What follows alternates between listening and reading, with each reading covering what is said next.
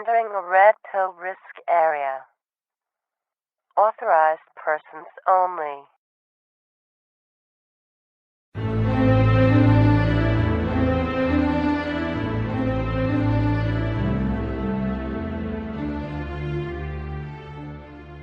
There have been a number of posts and videos made concerning Briffault's law. Robert Briffault, surgeon, historian, writer, and social anthropologist, was born in Nice, France, and lived about 100 years ago.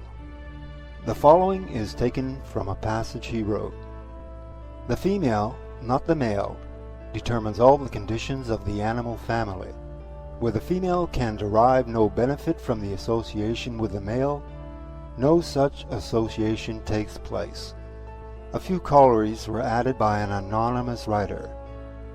In short, what it comes down to is that women tend to take over family life and demand benefits from men in their life. Once the benefits run out, she takes a hike. Although she may stick with her benefactor if sufficient benefits are likely to be derived in the future. Now I would like to add a fourth important corollary. A woman will abandon a relationship when the benefits of leaving outweigh the benefits of staying with a man. For example, currently with large numbers of divorces and breakups, the woman can leave and she will profit in many ways by having a relationship or simply having a roommate, as with outrageous cohabitation legislation. The relationship does not even need to be sexual in nature. Once the courts decide that the man helped and provided for her, then he'll get stuck with having to continue to pay out, including additional support for the children that he never sired. After the woman has left, she is free to do what she wants and spend the money any way she wants.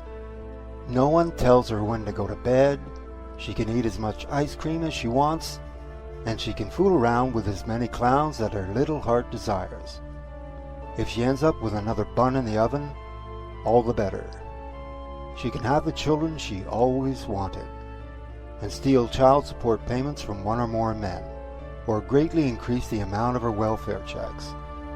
Women and feminists haven't missed a dirty trick, because it's now all perfectly legal. As you see in this graph running from 1981 to 2006, regarding the number of single mother households and the introduction of forced child support payments in 1986.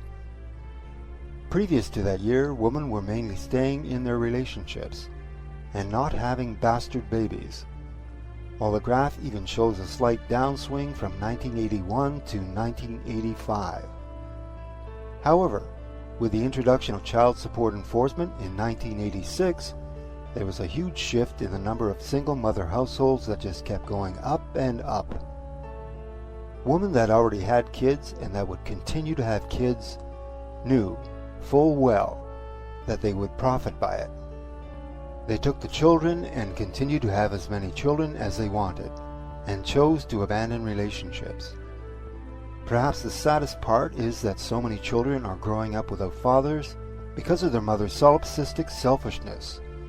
But why should all these women care about that? When it comes to benefits, you can be sure women are looking for them. You may occasionally hear about a relationship where the father stays home to look after the kids, while the mother goes out to work. From the accounts I've heard, this appears to be a natural formula for disaster.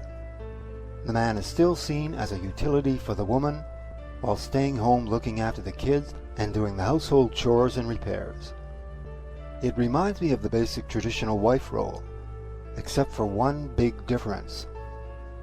In the traditional role, the wife would raise the kids and spend the rest of her life just taking it easy, living off her husband's paychecks, while doing some light housekeeping.